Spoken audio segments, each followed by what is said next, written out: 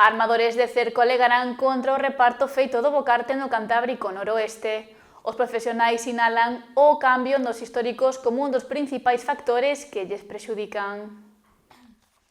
A nova distribución da cota de anchoa no Cantábrico Noroeste deixou descontentos a numerosos armadores galegos que non forman parte de OPPs.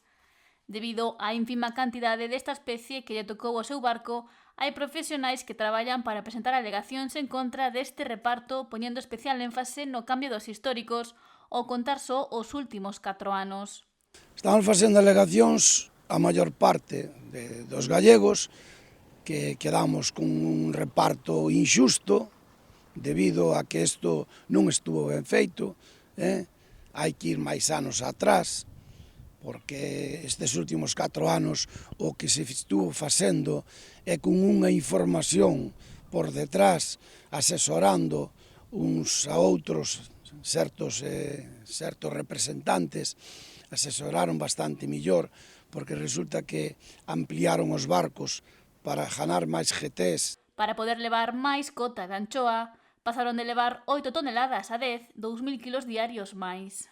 Final da semana eran 8.000 kilos que se levaban dun cupo que é de todos, Fixeron todo eso e máis fixos o reparto fatal.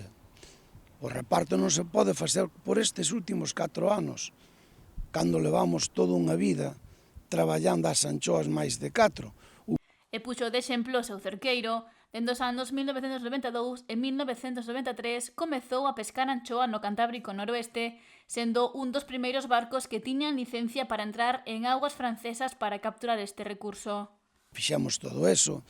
Despois fixemos cos vascos, desde a cofradía de Portosín, donde eu fui un patrón maior, pois trouxemos os representantes vascos aquí e tamén pedimos que nos deixaran entrar dentro das aguas vascas. Eles fixeron todo o posible para entrar e entramos, non entramos solos de Portosín, eso foi para todo Galicia, que pedimos para todo Galicia, pero desde o noso porto, fixemos todo eso. E resulta que levamos, o que estou dicindo, unha chea de anos. Pero nos últimos anos non puideron ir coa mesma asiduidade á costeira de Anchoa, polo que nos derradeiros anos reduciu a súa pesca na campaña. O noso, tuvemos problemas no motor dunha vez, tuvemos problemas no casco que hubo que reclavar, e non había varadero, e chovía, ventaba, e un barco de madeira, e tuvo que estar no carro durante un certo tempo. Despois, problemas dos tripulantes, que non había tripulantes suficientes últimamente para poder ir subir arriba. Patróns non hai. Fixámonos aquel, e agora nós o que pedimos, as alegacións que vamos a pedir, a maior parte, é que se vayan máis anos atrás, porque isto non é injusto total.